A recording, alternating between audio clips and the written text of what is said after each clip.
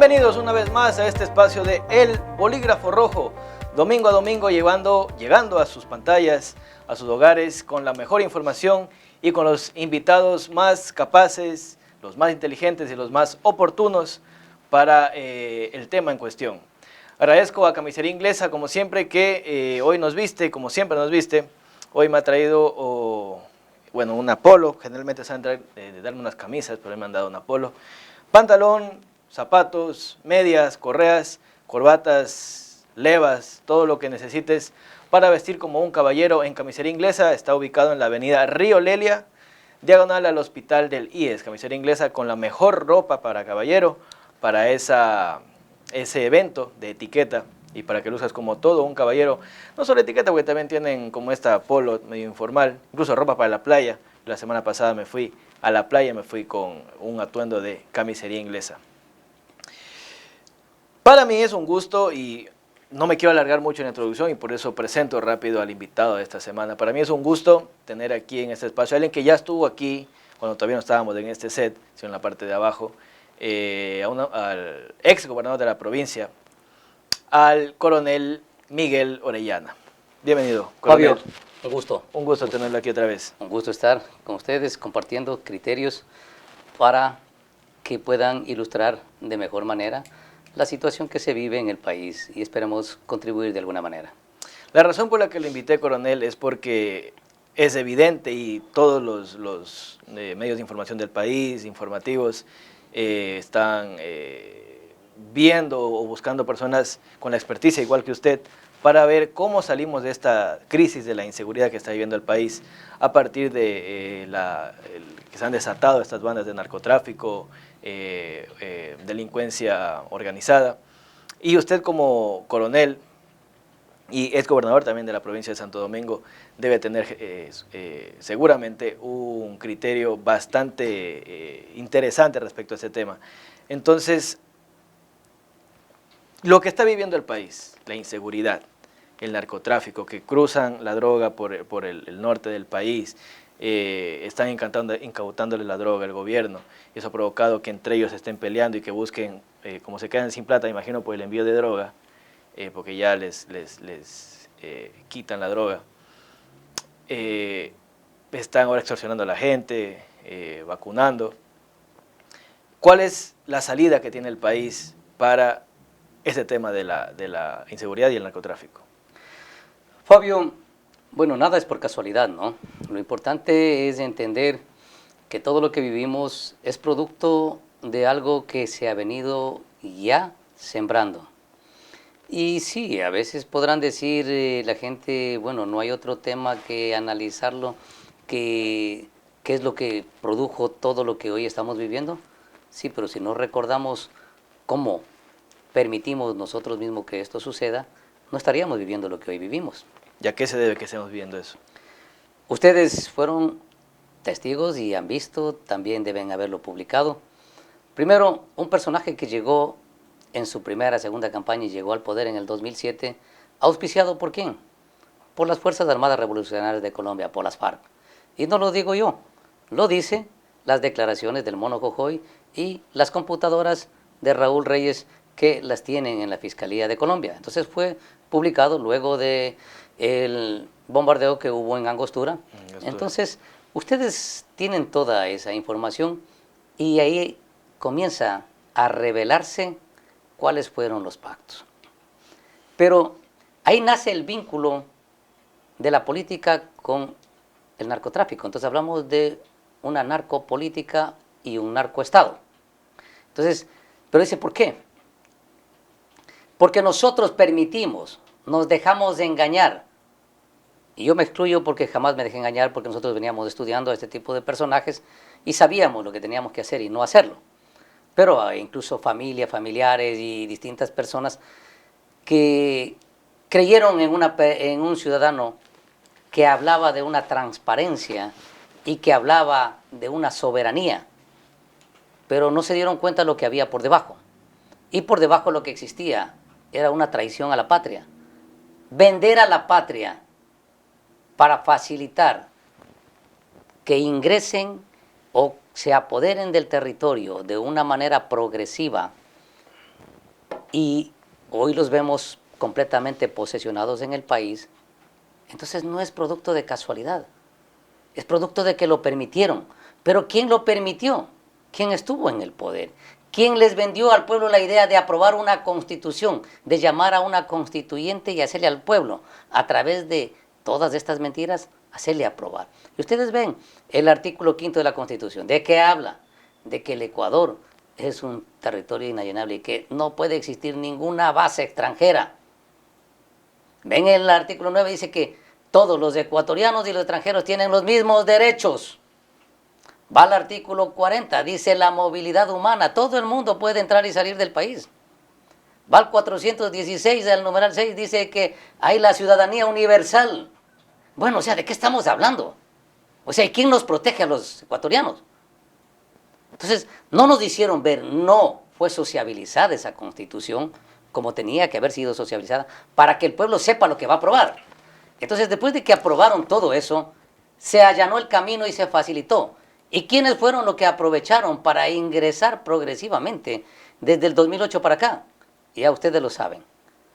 Y se aprovecharon de nuestra población para irlos vendiendo la idea de cómo obtener recursos fácilmente y crecer económicamente sin tener que esforzarse.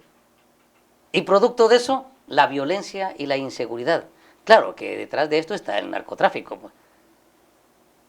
Ahora, ustedes van indicando y dicen, pero ¿qué más hay detrás? Detrás hay corrupción, pues. Y detrás de todo esto está todo. Los prófugos que hoy están fuera del país y de afuera están tratando de botar un odio y un resentimiento hacia quienes están en el poder. ¿Cuál es el objetivo? El objetivo es claro, seguir fortaleciendo esa inseguridad que vivimos, porque miren, todo lo que vemos es producto de lo que se ha sembrado, pero ¿a dónde va todo esto? Quienes han sido detenidos o quienes han sido utilizados para trabajar en estas actividades y están detenidos, desde los centros de rehabilitación manejan toda la delincuencia. Y están más seguros en la cárcel que estando afuera, los cabecillas. Ustedes deben acordarse del justiciero de Manabí. ¿Se acuerdan cuando ya no había cómo este ciudadano comenzó, como no hay que permitirlo en el país, bajo ningún contexto, a generar como las autodefensas de Colombia, las AUC? Ya cansados de que el gobierno no podía conducir, entonces, y controlar la inseguridad, ¿qué hicieron ellos? Dice, la gente afectada, nos vamos a reunir, nos vamos a convocar, nos vamos a autoagrupar para nosotros defendernos. Y eso es peligroso porque ustedes vieron que las AUC, ¿qué hicieron? Terminaron siendo parte de la delincuencia al final. Entonces eso no conduce a ningún lado. Y hoy nosotros estamos viviendo una situación similar, que la gente se ha sentido completamente insegura y busca cómo protegerse y defenderse. Pero es lógico. Todo esto, ustedes tienen claro que el exministro de Defensa hizo, pero con todos bombos y platillos, la famosa entrega de 10,000 fusiles como regalo de la República Popular de China. Regalo. ¿Por qué no sabía el jefe del Comando Conjunto? ¿Por qué no conocía? Si era para Fuerzas Armadas, ¿por qué no fueron a hacer pruebas de esos fusiles? Y ahora entienden por qué hay tantos fusiles en el país, ¿no es cierto? No pudieron esos fusiles darles a la gente que ellos querían darles para tener acá sus autodefensas o para tener sus organizaciones que llaman ellos los comandos de defensa de la revolución.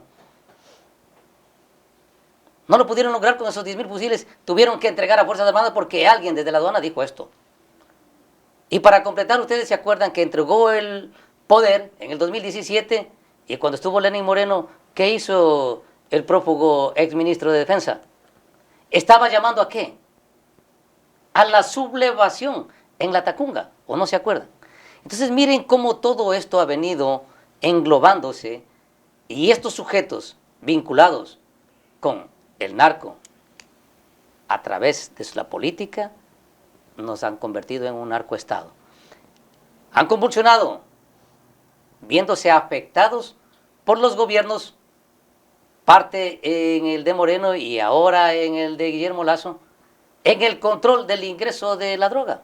Y como ya me comienzan a afectar a mí, y ya no va ingresando todo ese producto que ellos lo manejan, entonces ahora tengo que ver cómo yo cooptar o mantener el control de esas rutas. Y viene la guerra entre cada una de las bandas. Dentro, fuera de los centros de rehabilitación, lo que ellos buscan es mantener el control territorial para poder seguir teniendo esos ingresos económicos a los que estuvieron acostumbrados. Porque el pueblo dice, ahora es, no, mentira.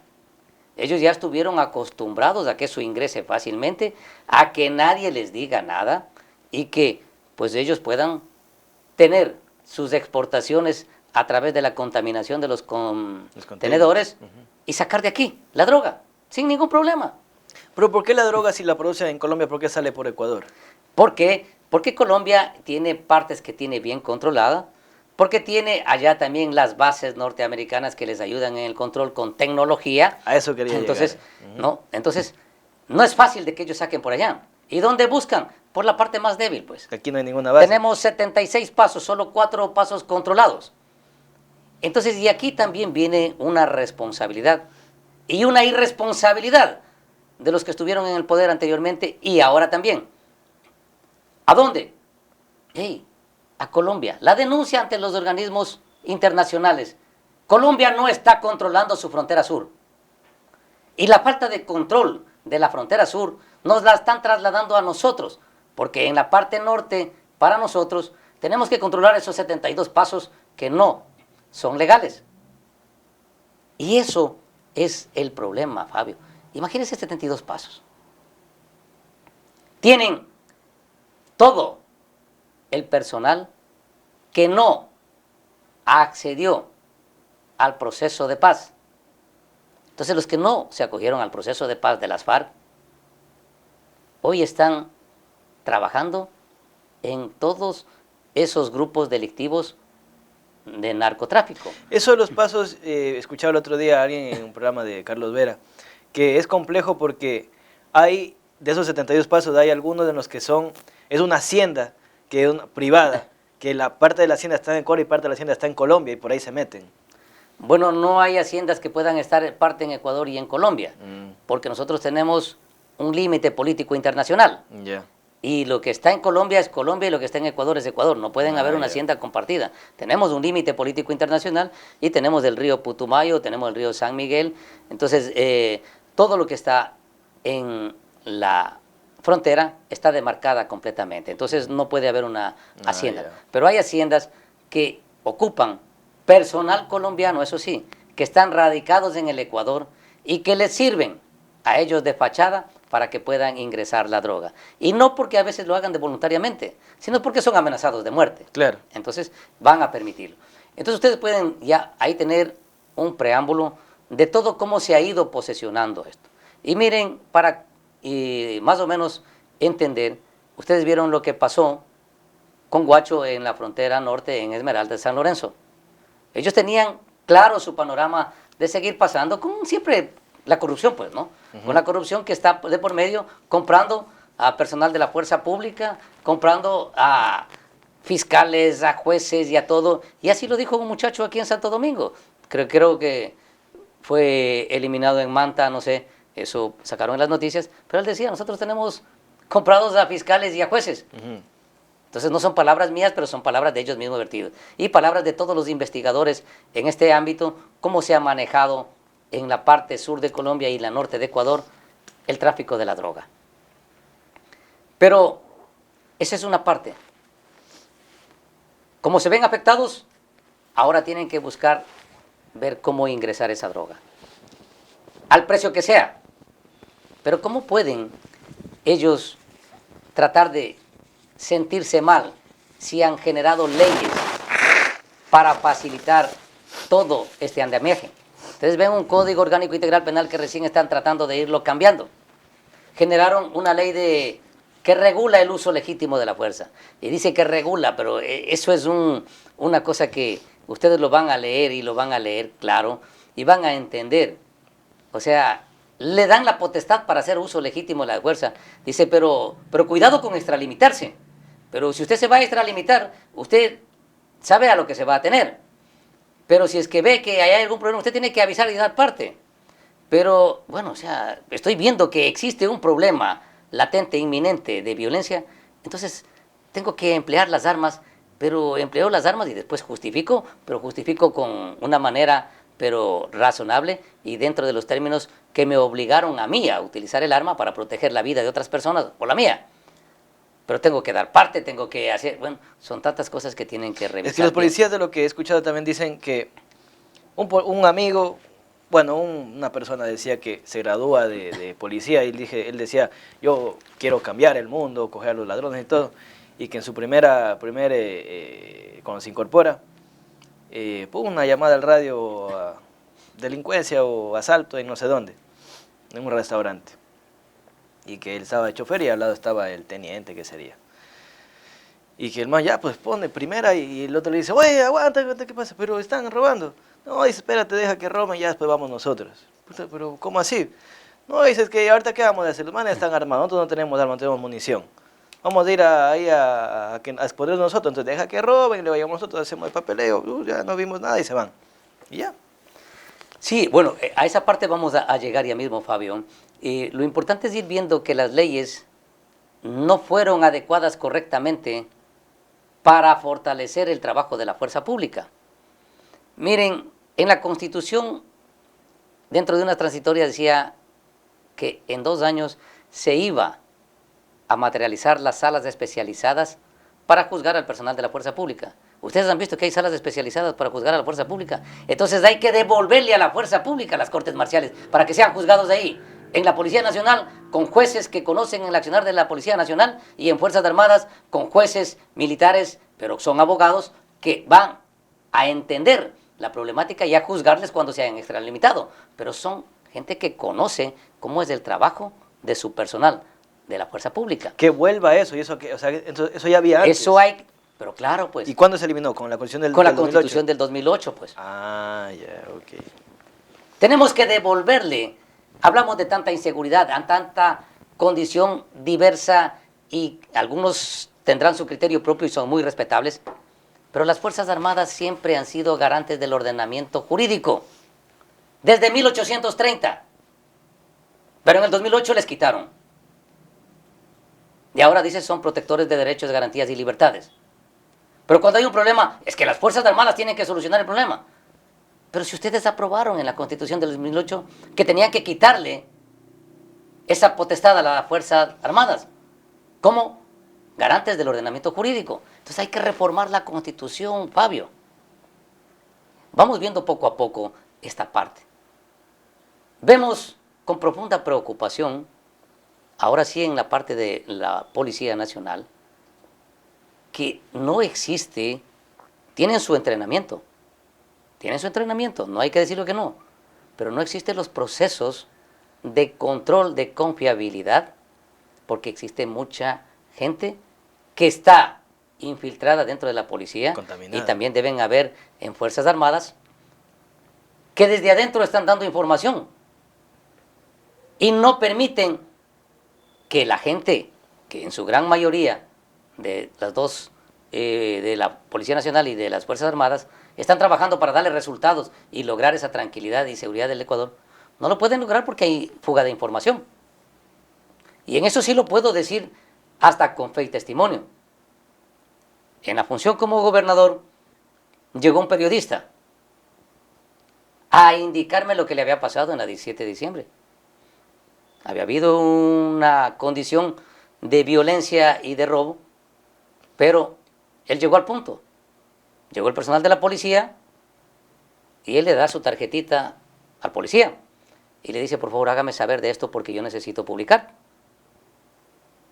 Pero quien está aquí generando inseguridad está allá. El policía va y le entrega al que estaba generando violencia, inseguridad, robo, lo que sea. Y él viene a confrontarlo al periodista y a amenazarlo. Entonces, ¿de qué confianza podemos tener Si el mismo policía entrega si la él información. le está vendiendo? ¿Dónde está la reserva? Ujú. Entonces sí hay de ese tipo de personajes. Y no me estoy inventando, estoy hablando con claridad y de manera directa conforme me fueron a dejar a mí la queja. Entonces eso tienen que trabajar para eliminar esos malos elementos. Y también hay de los que están elaborando mal los partes, Fabio. Claro, Elaboran mal los partes a propósito. y el fiscal no puede formular cargos.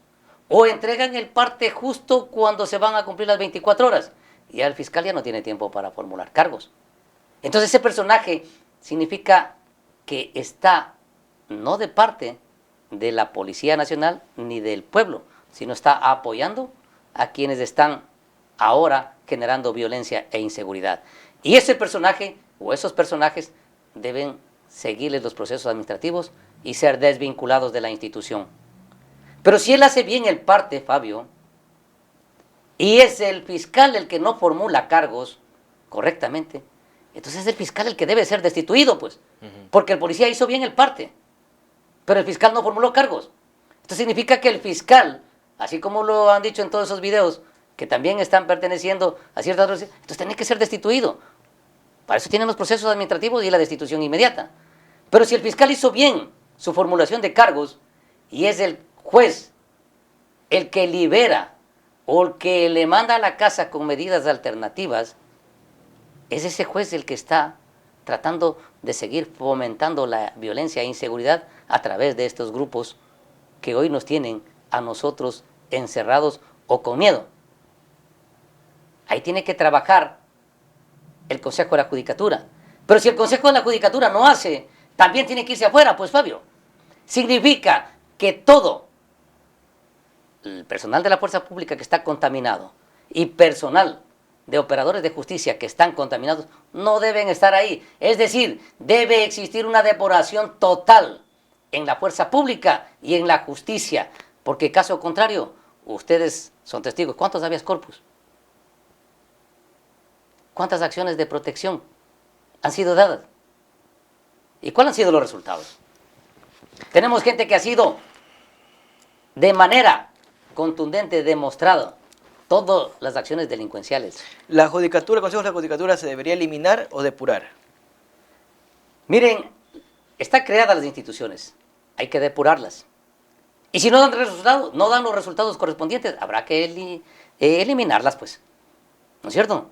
Hay que eliminarlas. Entonces, mientras tanto, hay que depurarlas para que den esos resultados. Por esa parte tenemos ese trabajo. Pero también tenemos asambleístas que los vemos que están vinculados y lo han hecho público. Ha sido denunciado por la misma Comisión de Fiscalización de la Asamblea. Asambleístas que están vinculados con bandas delincuenciales. ¿Y cómo pueden representarnos de ellos a nosotros? ¿Cómo pueden generar leyes para nosotros? ¿Qué estamos haciendo para mandarles a la casa? Entonces es el momento de comenzar a trabajar y a trabajar para ir limpiando toda esta estructura que se ha venido posesionando desde el año 2007.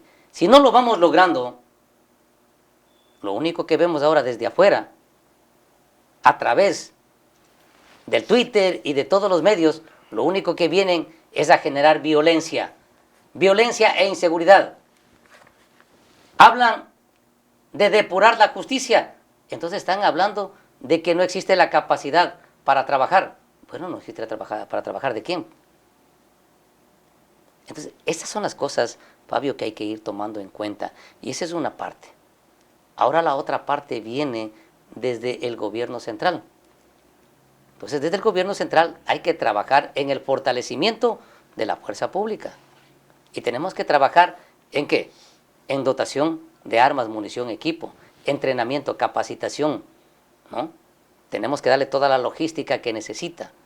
Fortalecer las inteligencias de Fuerzas Armadas y Policía Nacional para que ellos puedan converger con toda la inteligencia estratégica del centro de inteligencia, ¿no es cierto? Y todos aunar esfuerzos para tener la información correcta y proporcionarla, porque eso nos va a permitir dar seguridad y fortalecer el desarrollo de los ecuatorianos. Entonces, ese trabajo también tiene que hacerse desde el gobierno con todo su aparataje gubernamental. Entonces ahí tiene que trabajar Relaciones Exteriores en lo que es las denuncias ante los organismos internacionales y obligarle a Colombia a tener cuarteles o bases, como quieran ellos, de control permanente en su frontera sur. Pero no dicen que el presidente de allá viene de ese mismo lugar, o sea, de las Bueno, que era él fue guerrillero. un guerrillero desvinculado, se desvinculó de la guerrilla, ¿sí? Pero sigue con su corazoncito para allá, pues no les han escuchado. Y habla del socialismo como tal. Entonces, hablar de eso es peligroso, Fabio. Es peligroso porque vemos todo Sudamérica casi manchado de rojo, excepto unos 3 países. ¿Y eso a dónde ha llevado? A la migración, a fortalecer la migración, porque a nadie le gusta el socialismo. Muchos hablan de socialismo, se han dejado convencer, pero yo sé que el pueblo, en general en el país, se va a dar cuenta. No se trata de decir, él es el responsable, pero veamos desde cuándo esto apareció. ¿Existía delincuencia? Y no podemos decir que no existía delincuencia. ¿Que existía narcotráfico? Pues ha existido siempre narcotráfico. ¿En estos niveles? Ah, no, en estos niveles no. En estos niveles no. ¿Ha existido robo? Claro que ha existido robo. Pero ¿ha existido en este nivel? ¿Han existido armas largas en el país en esas condiciones con las que hemos visto ahora? Es que yo creo que el narcotráfico antes tenía el paso libre y ahora como se le está poniendo el pie es que empiezan a calentar el país. Yo creo que antes se exportaba mucha más droga y es evidente que se exportaba mucha más droga, pero ahora como se les incauta la droga, les están poniendo el pie, cogen a los cabecillas, entonces ahora sí están calentando las calles y el país. Correcto, Fabio. Ese es el problema. Entonces no es solamente una banda, no es solamente un grupo de estos de narcotráfico que han convulsionado el país. Nosotros sabemos, conocemos, lo han hecho público. Es más, les declararon ya a 8 de esas agrupaciones delictivas terroristas, porque así lo dice el Código Orgánico Integral Penal en el artículo 366, cuáles son los terroristas, ¿no? Entonces, todos ellos que han venido a convulsionar el país, hoy por hoy, pues ya han sido declarados como una amenaza. Y al ser declarados como una amenaza, faculta para que las Fuerzas Armadas puedan poner en empleo su otro plan, que es el plan de defensa interna. Entonces, dentro del plan de defensa interna, ellos tienen su entrenamiento, tienen el armamento y tienen todo para actuar y darle la tranquilidad y la seguridad al país. Lo que se tiene que fortalecer es la parte jurídica que proteja todo ese accionar. No se olviden, ¿y por qué digo esto? Después de haber combatido a quienes estaban convulsionando por los años 80 al país, los que formaron parte de los ABC, Alfaro Vive, carajo, hoy por hoy están juzgados por crímenes de lesa humanidad, Fabio. Entonces, por eso estoy hablando claro. Van a entrar, ya están declarados como una amenaza, tiene que publicarse el decreto, pero, bueno, ¿y la parte jurídica? ¿Qué va a pasar mañana? Van a asumir ellos la responsabilidad ulterior, así como lo están juzgando comandantes, generales, coroneles, tenientes que fueron en ese tiempo y hoy están en el servicio pasivo enfrentando un juicio de lesa humanidad. Después de 30 años, 40 años. ¿Quiénes vinieron a hacer esto? Los que fueron parte de, pues. Los que fueron parte de. Entonces, por eso digo esto, tienen que darles todas las garantías jurídicas para que mañana no vengan a criminalizar el trabajo de la fuerza pública. Ok, vamos a ir a la primera pausa comercial porque se nos está yendo el tiempo. Y al regresar vamos a, bueno, tengo varios temas de aquí los que tenemos que hablar. El porte de armas. Yo hubiese pensado que usted estaba a favor del porte de armas, pero recientemente escuché que usted decía que no estaba a favor. O sí está a favor del porte de armas. Yo he dicho que sí estoy a favor, ¿sí? Pero hay que darle al pueblo igualmente las herramientas jurídicas para que no lo vengan a juzgar el día de mañana. Ok, vamos a hablar de eso al regresar del corte comercial. Vamos a la pausa y regresamos.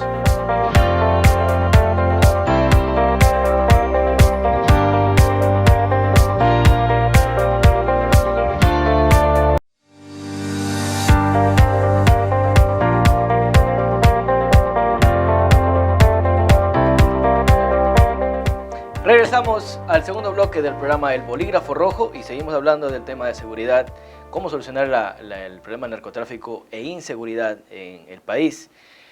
¿Cuál cree usted, coronel Miguel Orellana, que va a ser el papel que van a desarrollar ahora el nuevo secretario de Seguridad? Y bueno, y Paco Moncayo, al final, ¿qué es lo que está haciendo? Porque no entiendo, o sea, Wagner, el general Wagner es el secretario de Seguridad, pero Paco Moncayo, ¿qué es lo que va a hacer? Es un consejero de gobierno. Ah, consejero. Sí. Bien, Fabio, primeramente yo creo que es un gran acierto el que ha tenido el presidente de tener a dos catedráticos, dos académicos y con una experiencia grande de lo que es la seguridad nacional, ¿sí?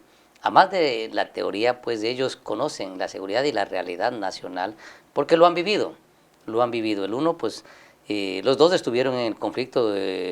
Paco Moncayo estuvo conduciendo las operaciones en el Alto Cenepa y Wagner Bravo era el segundo comandante del Grupo 26. Usted también estuvo en el Cenepa, ¿no? Yo estuve también en el Cenepa, pero yo era un teniente. Yo era ya. un teniente en ese entonces, estaba al mando de un equipo de combate. Son gente que conoce muy bien lo que es seguridad.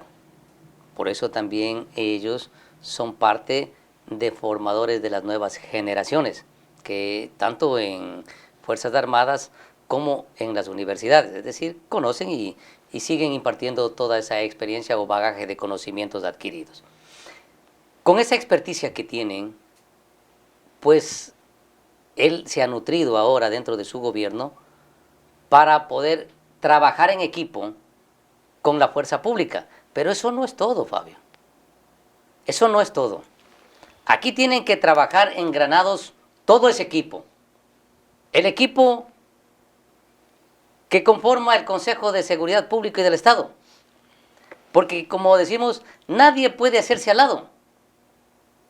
La asamblea, ahí está el presidente de la asamblea en el Consejo de Seguridad. ¿Qué tiene que hacer él? Preocuparse de ver la problemática en las leyes. Y eso lo debaten en el Consejo de Seguridad. Por eso es que decidieron ahora considerar como una amenaza a todos estos grupos delincuenciales terroristas para poder emplear la fuerza letal. Entonces, en ese Consejo de Seguridad, el presidente de la Asamblea sabe lo que tiene que hacer. La fiscal general sabe lo que tiene que hacer. Porque está viendo y le van diciendo todos los problemas que tenemos en todo el país. El presidente de la Corte Nacional está escuchando, por eso hemos visto algunos cambios que están queriendo realizar en las reformas a las diferentes leyes, porque saben el problema. Pero el Wilma Terán de la Judicatura no fue, pues. No estuvo en la reunión de ayer. Si no estuvo en la reunión... No estuvo, dicen que no estuvo. Tendrá, fue el único que no estuvo. En todo caso sabrá por qué no ha estado. Y si es que no está, es que está de más en la función, pues no. Y que no debería estar. Porque él es uno de los principales en estar ahí para saber qué es lo que tiene que hacer ante toda la problemática que están jugándose los operadores de justicia, ¿no? Entonces, son condiciones en las de allá.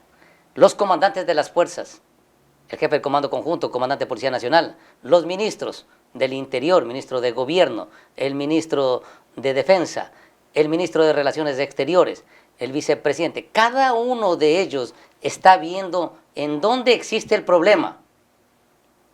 Pero si ellos se hacen al lado, Fabio, esto no va a trascender. Vamos a seguirnos quejando de inseguridad y tenemos que trasladarle la responsabilidad a los irresponsables. Entonces, para eso es el Consejo de Seguridad Pública del Estado, para en reunión tomar las decisiones, pero tomar esas decisiones y trabajar inmediatamente, generar esas respuestas que el día de mañana no se conviertan en una piedra en la que cada uno de ellos tenga que golpearse y sufrir las consecuencias, como hoy están sufriendo todos aquellos miembros de Policía Nacional y de Fuerzas Armadas que combatieron a los miembros de Alfaro Vive Carajo. ¿Usted no cree que se avecina tal vez una guerra, no a lo mejor guerra civil, pero porque cada vez se están calentando más las aguas, el gobierno ya los declara ahora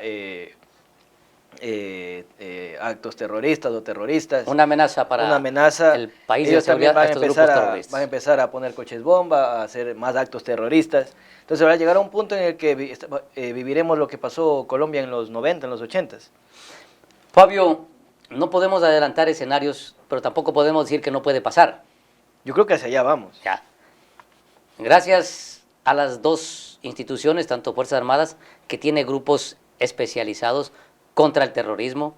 Tenemos grupos de fuerzas especiales que están preparados para trabajar en estos ámbitos.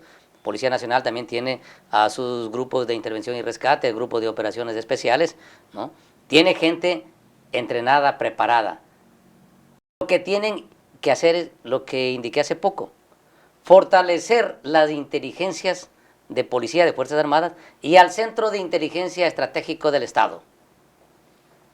Porque son quienes van a nutrirse de todo ese bagaje de información, procesar, tener la inteligencia y comenzar a neutralizar a todos los violentos.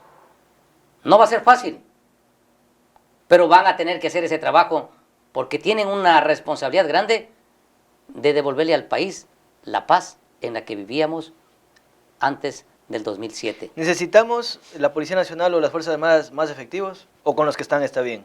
Fabio, la tecnología ha ido avanzando que es muy necesaria explotarla. No, usted no puede llenarle de 20 guardias de seguridad aquí, a este edificio, pudiendo tener tecnología. Y hoy, como se utiliza en todas las urbanizaciones, guardias virtuales. Es decir, el punto de control está en algún lado de Santo Domingo y donde tengo controlado todo el perímetro de la urbanización. Entonces, en el país yo puedo tener toda la tecnología que me permita dotar de esa información y a ese personal especializado moverlo rápidamente. Pero tengo tecnología para entender qué es lo que está pasando en el país, para poder vigilar desde los pasos fronterizos hasta en el más recóndito rincón de nuestro país. Entonces, con tecnología hacemos mucho. Con medios de movilización hacemos mucho. Y digo tecnología, para eso hay drones, para eso hay cámaras. Entonces no necesitamos tener tanta gente, pero sí hay que tener un número determinado que fortalezca la presencia física en cada uno de los rincones. Pero ustedes han visto que también, por estar separados, ¿qué es lo que ha pasado el personal de policía? En esas UPC les han ido a querer eliminar a todos. Entonces, siempre es necesario tener cada uno sus técnicas. No las voy a decir yo. Nosotros tenemos en Fuerzas Armadas ciertas técnicas con las que podemos trabajar y tener resultados buenos y no exponer a nuestro personal. Policía Nacional, no sé cuáles son las técnicas que tiene, pero yo veo que se han expuesto mucho, entonces tienen que cambiar sus técnicas de empleo y protección para dar la seguridad que quiere el país. Entonces sí va a haber problemas, Fabio, pero hay gente preparada para poder neutralizar a todos estos violentos y devolverle al país la paz. Había algo que también escuché en esas últimas semanas, y era referente al porte de armas, pero sin irme todavía hacia ese tema. Era que el Ecuador debería ser un país que tenga una característica o un tinte militar. Es decir, que todos los ciudadanos, hombres, mujeres, sepamos usar un arma. Seamos prácticos o tengamos la expertise en saber usar un arma para que porque muchas de las personas que se niegan a eso del porte de armas dicen no, porque es peligroso porque una persona, o sea, incluso hay policías que siendo policías se les ha disparado el arma y han matado al compañero o se han matado a sí mismo. Entonces, si logramos que el país sea un país que conozca las armas, que sea un país militarizado, va a ser mucho más fácil que nos podamos defender de cualquier agente externo o interno mismo. Bueno, interno ahora con eso del narcotráfico. Fabio, por ejemplo, hacer que el servicio militar sea obligatorio. Bueno, el servicio militar era obligatorio hasta antes del 2007. En todo caso, ahora con los cupos que existen, falta espacio para poder tener a nuestros ciudadanos que cumplen 18 años y que están en la edad militar. Existe ahora, no siendo obligatorio, mayor participación de nuestra población para presentarse a servir a la patria. Yo creo que eso es por la falta de empleo, porque no hay empleo, entonces dicen, chuta, por lo menos me meto a ser militar. Bueno, el servicio militar no le garantiza que sea militar. El servicio militar lo que le garantiza a usted es que conoce cómo se prepara para defender a su patria. Y va aprendiendo mucho lo que es valores y aparte de eso les dan ciertas capacitaciones para que puedan salir e iniciar una vida con carreras cortas.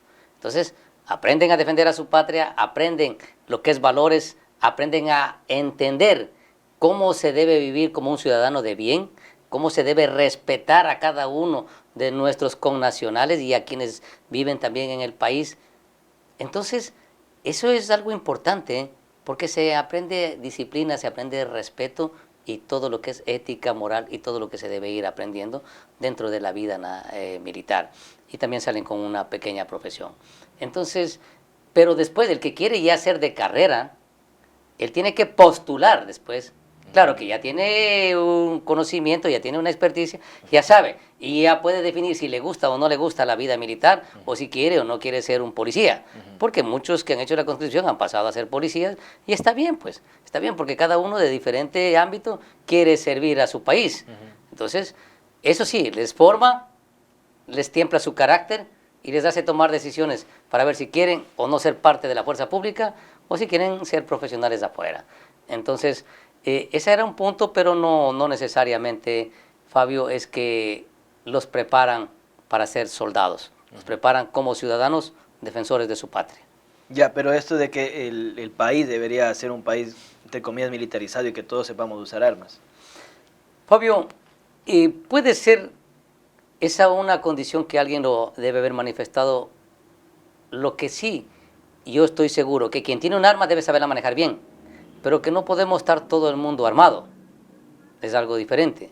Porque hay gente que no le gusta las armas. ¿Y para qué va a tener un arma si no la sabe utilizar? Y hay gente que dice, yo no soy un blanco fácil o un blanco de alto valor, ¿para qué quiero tener un arma? No me gustan las armas. Entonces, en esa parte pues hay que ser respetuosos de esos derechos, pero quienes les gustan las armas y quienes creen que su condición, tanto económica o como una persona pública, se ve expuesta y necesitan ellos tener un arma, pues tienen que cumplir con requisitos que están establecidos completamente claros, son 7, y dentro de esos está aprobar el correcto, primero, conocimiento para el montaje, desmontaje de su arma y el empleo de la misma. Es decir, una persona que sabe para qué tiene su pistola, su revólver, y que no va a cometer imprudencias. Entonces, usted sí debe ser experto en usar armas. Bueno, me entrenaron bastante, Fabio.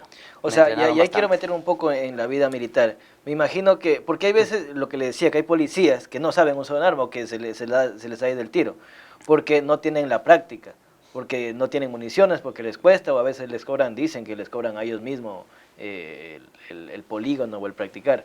Pero me imagino que usted, como siendo oficial, ustedes tienen cierto privilegio en que pueden practicar más veces, o les obligan en caso de que no quieran, ustedes mismos buscan y les cobran las balas. ¿Cómo es eso?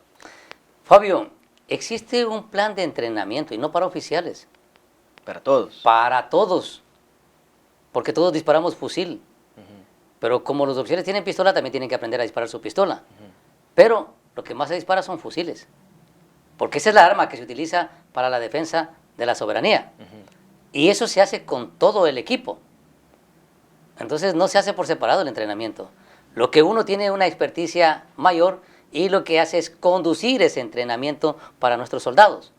Ahora, dentro de nuestros soldados también tenemos gente que es muy preparada, porque unos son francotiradores, otros son tiradores de expertos, tenemos gente que le gusta disparar mucho, que los llevamos a las competencias, y bueno, son gente muy preparada en nuestras Fuerzas Armadas, pero no hay entrenamientos por separado. Lo que hay es ya los cursos de ascenso, cursos de especialización, que esos son por armas y son por jerarquías. Porque yo no puedo hacer un curso que tiene que hacer uno de mis soldados, porque yo tengo que hacer un curso en el nivel de planificación.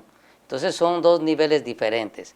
Esos ya son otro tipo de cursos, ¿sí? Son cursos para los ascensos, pero el resto de capacitación que se hace, hay, por ejemplo, otro tipo de capacitaciones que son en derechos humanos, esas las hacemos todos en equipo. El entrenamiento en territorio, por ejemplo, para operar en selva, lo hacemos todos en equipo. O sea, cuando se refiere a todo ese equipo es soldado y todos, todos los... Todos. Por ejemplo, en Fuerzas Especiales tenemos el curso de comando, hacemos todos. Nadie está en un lado y en otro lado. Todos hacemos lo mismo. Entonces, son cursos que hay que conocer. Quienes no conocen a veces lo emiten como un criterio de el no entendimiento mismo de cómo se trabaja dentro de la institución militar, Y a veces uno no comparte esos criterios, pero hay que dejarlos porque no conocen. Pero cuando ya conocen, pues entonces entienden cómo se entrenan en fuerzas especiales, cómo se entrenan en las armas diferentes y cómo se entrenan todos los soldados en general dentro de Fuerzas Armadas. Policía Nacional me imagino que tiene un proceso, no sé, de entrenamiento, aunque hemos visto que muchos dicen que no se han entrenado, y ahí sí es preocupante si es que de acontecer esa situación, porque ellos están en la calle todos los días y para poder emplear su pistola deben tener la experticia a fin de no poder lastimar a terceras personas. No puede haber terceros afectados. Cuando saco un arma es porque estoy seguro de que puedo usarla y sé cómo usarla, ¿no? Entonces, esas son cosas. Así es el entrenamiento, Fabio. Y en todo caso, pues en el país todas las personas que tengan un arma deben prepararse bien. Para eso ahora, de acuerdo a el decreto en el que se nuevamente permite el porte de las armas, porque no se olviden que la ley nunca cambió. La ley siempre estuvo vigente. En el 2011 vino un ciudadano que estaba en la presidencia y dijo, le vamos a quitar el derecho a los ecuatorianos de portar un arma. ¿Pero por qué? Bueno, porque él quiso. Ahora vino Guillermo Lazo, dijo, vamos a devolverles. Ah, entonces vamos a devolverles el derecho. ¿Por qué? Porque la ley nunca ha cambiado. Es que la ley nunca fue reformada y nunca se eliminó ese derecho de portar un arma, solamente vía decreto. Así es que ahora, con la factibilidad que tienen ya de portar un arma, significa que la gente que tiene debe entrenarse bien para hacer un uso correcto. Es que yo lo que he escuchado es que a los gobiernos socialistas lo primerito que hacen es, una de estas, no lo primero que hacen, pero una de las primeras acciones que toman es que el pueblo es un pueblo libre, con esa excusa, ¿no? Que es un pueblo libre y de paz y que aquí no podemos estar con armas. Pero lo que en realidad es lo que quieren hacer es por debajo que a un pueblo que está desarmado es más fácil oprimirlo. Fabio, le invito a leer los apostolados o los objetivos que tiene el Foro de Sao Paulo, ¿sí? Y dentro de ellos, uno de esos apostolados o de esos grandes objetivos es desarmarle al pueblo. Desarmarle al pueblo, conformar sus comandos de defensa de la revolución, y ellos son los ojos de los socialistas. Son los ojos que en cada barrio, en cada esquina o en cada manzana están. Y si dice Miguel Orellana ahora está hablando mal del gobierno y mañana ya le están cayendo y le están garroteando y acabando. Si no, pregunten cómo pasa en Cuba, cómo pasa en Venezuela, cómo pasa en Nicaragua. Bueno, vean cómo están pasando y por qué nadie puede hablar, ni siquiera la curia puede hablar y todos están saliendo pero huyendo, pero con una condición tan bárbara que es la persecución. Entonces, ese es uno de los apostolados. Los otros ustedes ya lo tienen claro. Tratar a la gente de bien desprestigiarla para que no pueda participar, ya lo han visto, tratarle de involucrar en actos delincuenciales que nunca los ha cometido. Bueno, eso habrá que conversar de ese tema, por eso digo, les invito a que revisen bien todos esos apostolados del Foro de Sao Paulo, y una de esas es el desarme, para que nadie pueda levantarse en contra de este gobierno que es un gobierno tirano, un gobierno autócrata, el socialismo, y así lo están viviendo, pues. Por eso mismo tenemos todos esos problemas. Hoy, nuestro país, todos los países de Sudamérica están viviendo actos de violencia y Chile no se ha quedado atrás. Pero ¿quiénes son los que están subvirtiendo todo esto? ¿Quiénes son los que están fomentando? Y por eso, pues, Boric en Chile también tiene problemas porque no quieren saber nada del socialismo. Entonces son los socialistas porque ellos tienen ya claros sus mensajes. Perennizarse en el poder al precio que sea. Y si el pueblo quiere seguir votando por los socialistas, bueno, no se quejen mañana de por qué estamos viviendo en una violencia e inseguridad.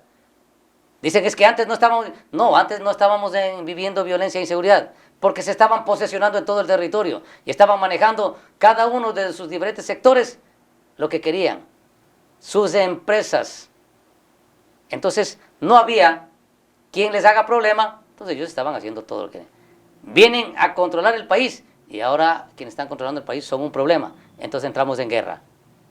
¿Y qué opina usted entonces de que, o sea, lo que hizo este sujeto que fue presidente del 2007 al 2017, de mejor amarrar con estos manes y bueno, pasen la droga, exporten, hagan lo que quieran y allá que se arreglen en Europa, en Estados Unidos, cómo llega la droga, yo no me meto, mejor, o sea, que aquí sea país de paso y yo no me meto, hagan lo que ustedes quieran, contarle que me tengan a la población segura o que no haya tanta inseguridad. Fabio, si sacaron la base de Manta no es porque existía alguien que vendió la patria. Era uno de los pactos que tenían con las FARC y el narcotráfico para evitar lo que estaba pasando. ¿Se acuerdan de todos esos barcos que estaban transportando droga y que los hundían todo ese personal del ejército americano que estaba con esa base en Manta? Hay muchos que se quejaban, pero ahora nos quejamos más por la inseguridad que vivimos. Entonces, debe existir dentro de la Constitución y del Código Orgánico Integral Penal la cadena perpetua para estos traidores de la patria. Porque el venderle la patria a todos estos violentos para que se hayan posesionado y hoy nos tengan sometidos a vivir en zozobra, pues no lo podemos catalogar como un político. No podemos catalogarlo. Y el pueblo lo tiene claro, en las redes sociales está claro. Pero hay gente que realmente a veces se ha dejado llenar la cabeza de tantas cosas y una de esas es el odio a quienes les dan trabajo. Porque dice que todos somos iguales. Mentira. Humanamente todos somos iguales. Pero Fabio es comunicador social o tiene otra carrera. Yo soy abogado y también soy militar. Y cada uno tiene una carrera diferente. No somos iguales, pensamos diferente de acuerdo a nuestras profesiones.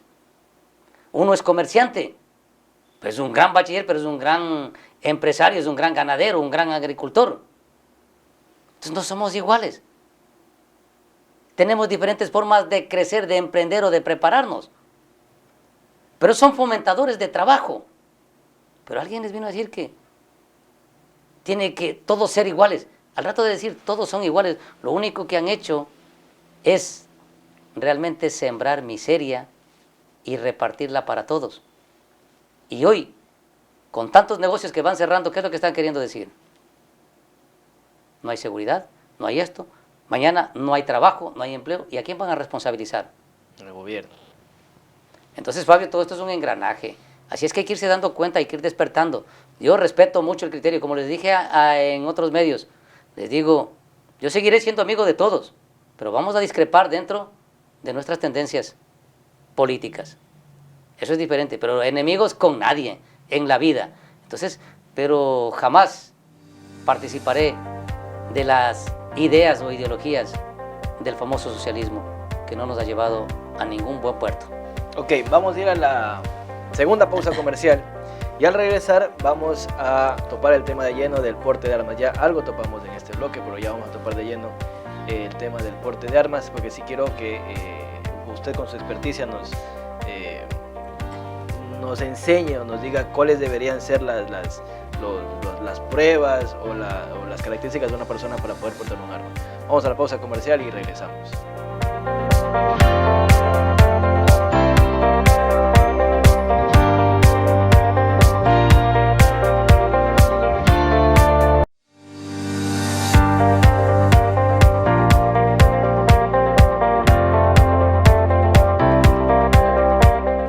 Regresamos al tercer bloque del programa El Bolígrafo Rojo y ahora sí vamos a hablar del tema de lleno del porte de armas. Yo alguna vez escuché antes de que se derogue este decreto, ¿qué será? Hace unos 6 meses me parece aquí en el programa En la Mira, que usted dijo que no estaba de acuerdo, o si es que no lo dijo, entonces le pido que me disculpe porque me parece, o tenía en mi psiquis de que me parece que usted lo había dicho alguna vez. Pero entonces usted sí está de acuerdo con que de que el pueblo común pueda, los que estén calificados puedan usar un arma Pablo, para defenderse. Sí. Lo que he dicho yo es que no estoy de acuerdo con estas leyes que no protegen a una persona que tiene un arma. De ahí al hecho que si llegan, entran a la casa suya, a la mía, y yo tengo que defenderme, y por razones de la situación que se vive en ese momento, sale lesionado, y peor aún si es que se lo elimina a quien entró armado o como sea a mi casa, bueno, ¿cuáles son las repercusiones ulteriores, Fabio? Entonces, además de permitirle al pueblo, a quienes puedan portar un arma o tener un arma, hay que generar leyes que protejan a la gente, no para el mal uso, sino para cuando ellos hagan uso legítimo. Van a decirme, no, pero si ahí está en el Código Orgánico Integral Penal, dice, cuando existe el estado de la necesidad, cuando existe la legítima defensa. Sí, sí existe, sí, pero debe haber una causa que al ciudadano realmente dentro del mismo código lo proteja por haber hecho uso legítimo de esa arma. Pero si ahora el policía, porque no tienen las cortes especializadas, y es juzgado por un juez ordinario, ¿sí?, de la justicia común, ¿qué hacen? Es inmediatamente procesado. Y ahí está el policía de Olmedo. 3 años, 7 meses. A la cárcel. Entonces, ¿cómo puede ser posible que los asambleístas pasen el tiempo convulsionando al país sin hacer nada y al pueblo lo dejen en indefensión? Entonces, a esa parte hay que aclararla.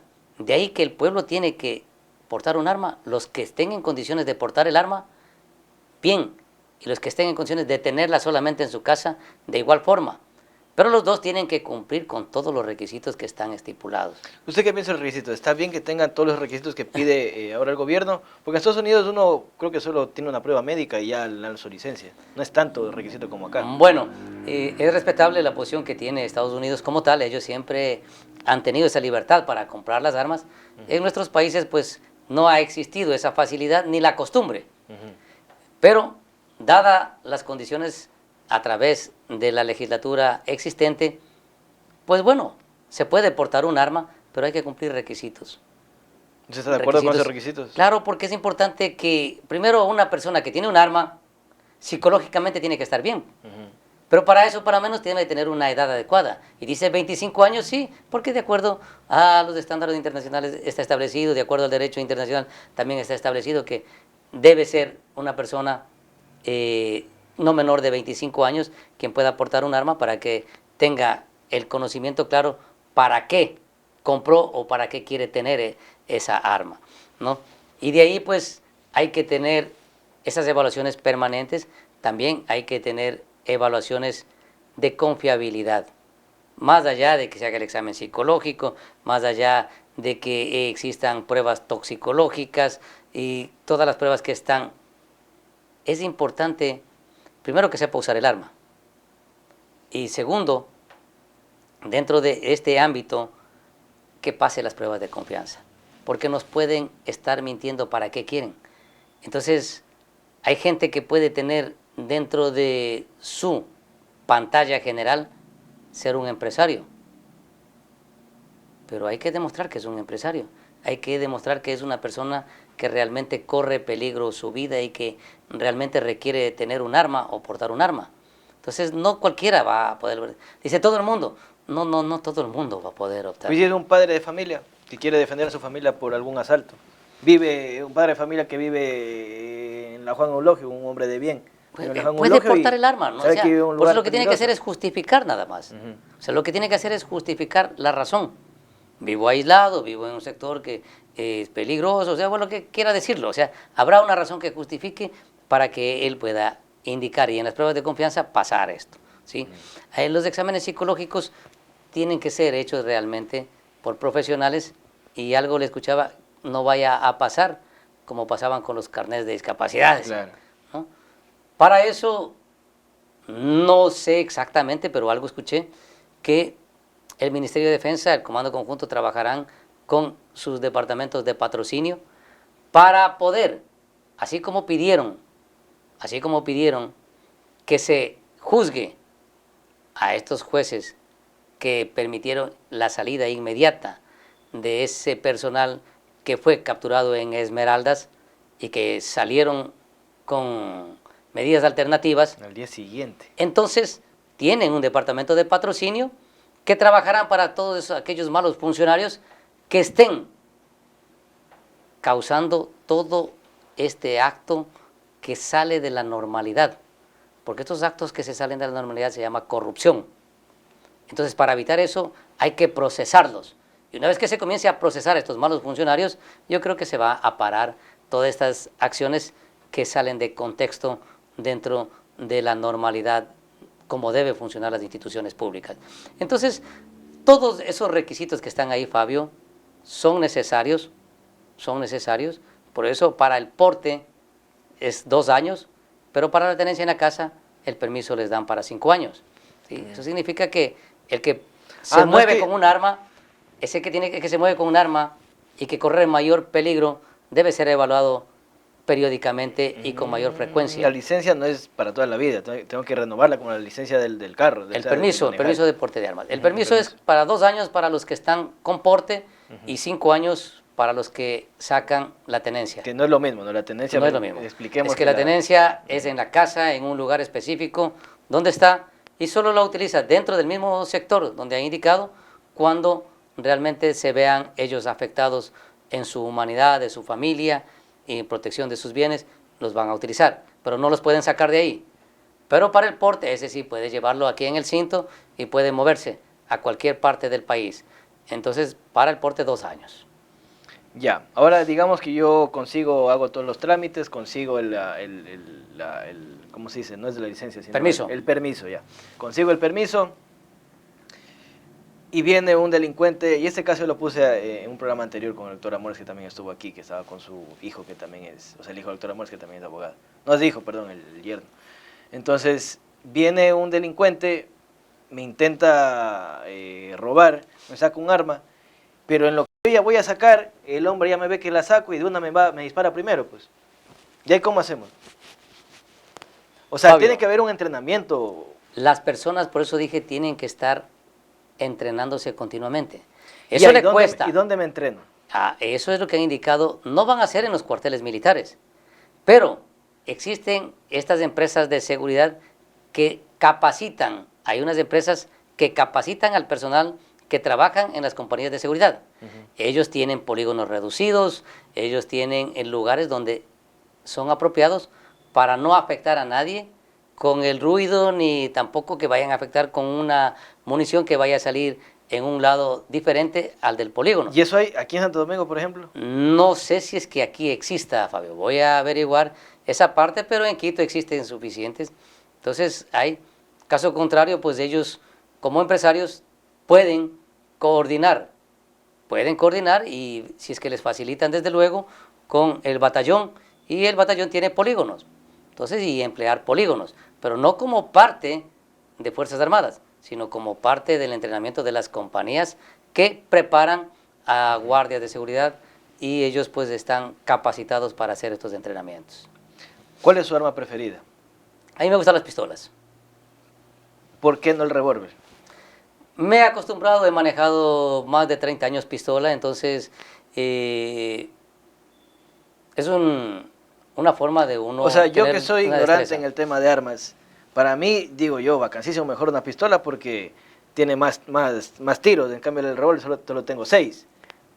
Pero ¿qué beneficios o qué ventajas tiene un revólver que no tenga una pistola? ¿Por qué la gente prefiere a veces un revólver que solo tiene 6 tiros? Es que es la familiaridad, Fabio.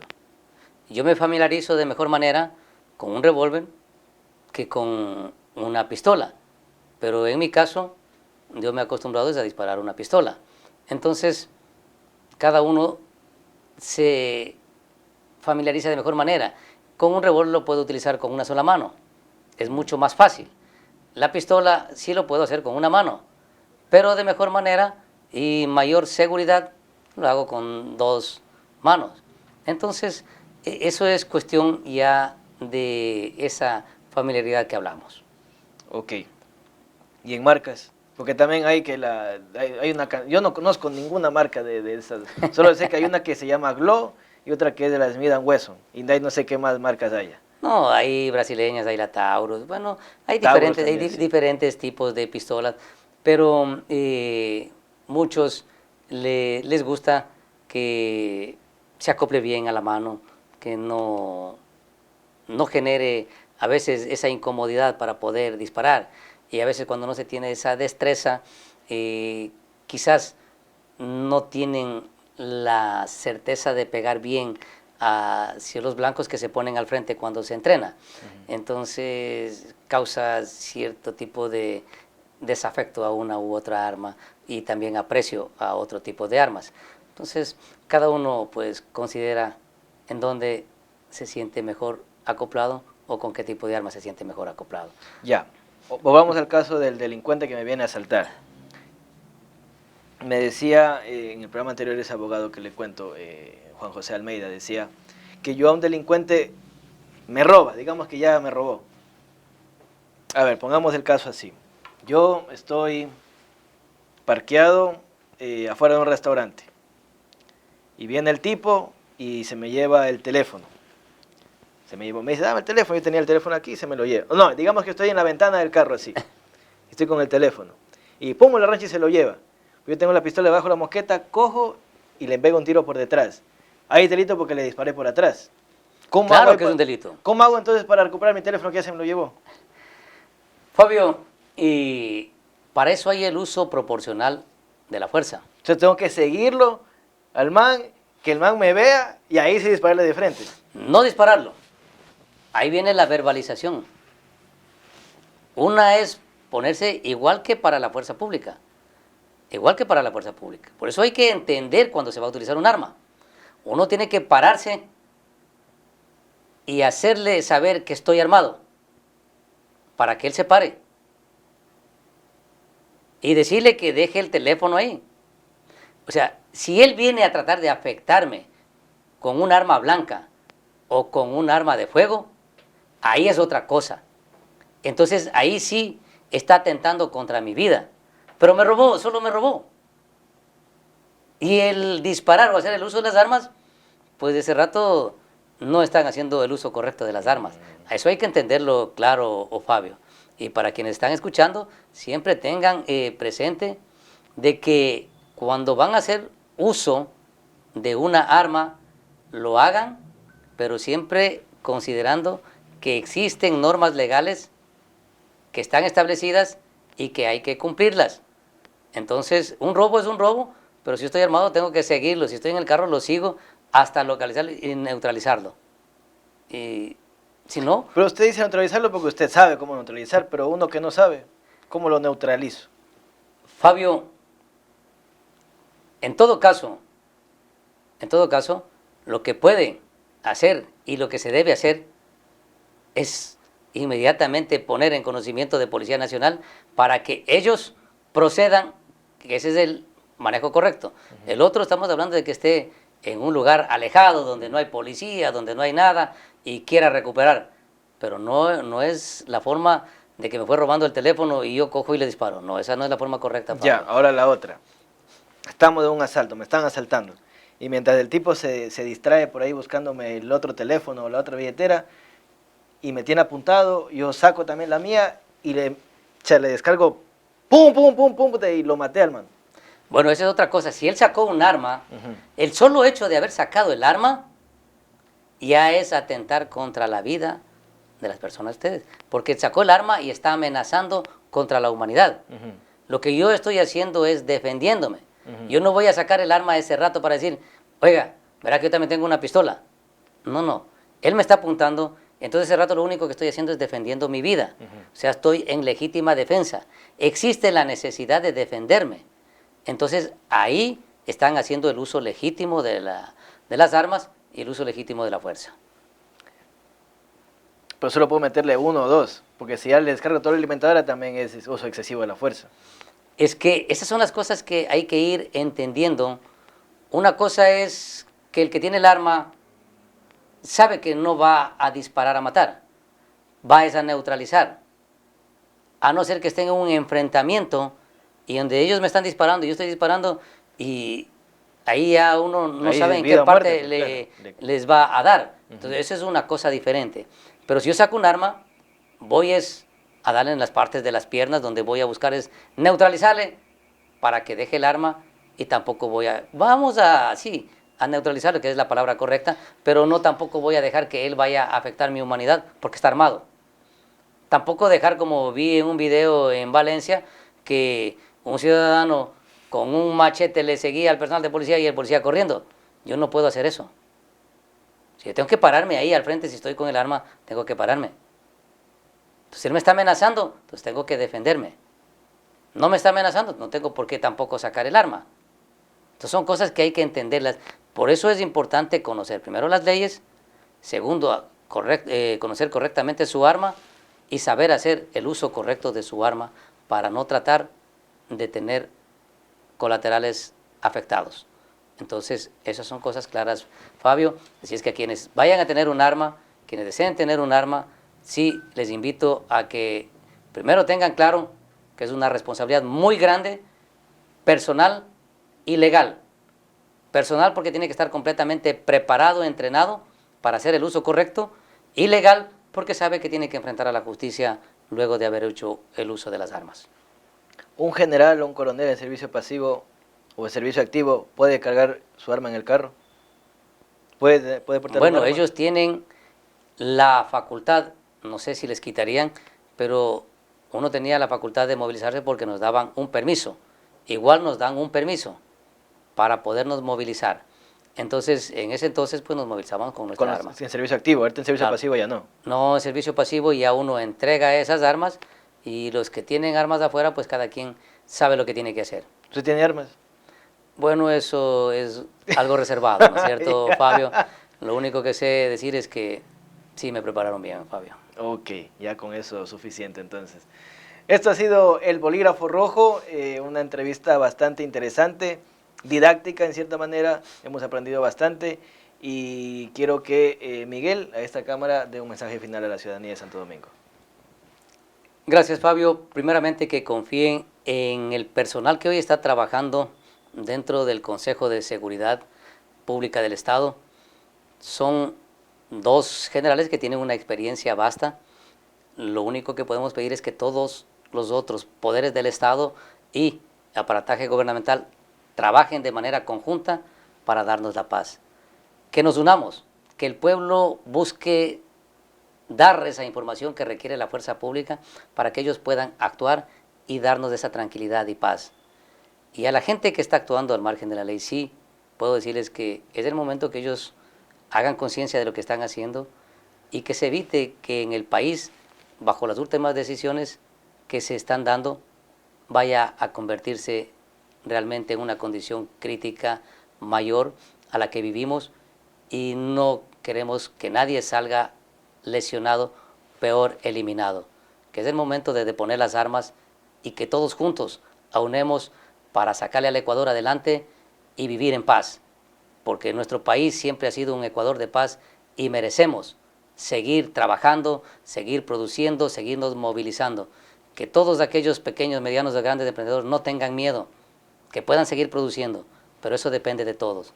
Esperemos que los mensajes que nos sigan dando y los mensajes que podamos compartirlos sean de ese interés para cada uno de ustedes, de nosotros, y el día de mañana podamos localizarnos, ubicarnos en cualquier lado, encontrarnos y compartir momentos agradables sin tener que vivir ningún tipo de incertidumbre, peor actos de violencia. Es el momento de vivir en paz. Muy bien. Un país del mundo al que le gustaría viajar de aquí a sus próximas vacaciones. ¿Cuál le gustaría a sus países viajar a conocer? Bueno, conozco un poco de Europa, conozco un poco de Norteamérica, Sudamérica. Me gustaría conocer la China, ir a conocer la muralla, darme un paseo por la muralla china, a donde no he ido todavía. La muralla china, eso está por allá. En Asia. En Asia, sí. Muy bien, esto ha sido El Bolígrafo Rojo. Nos vemos la próxima semana. Chao.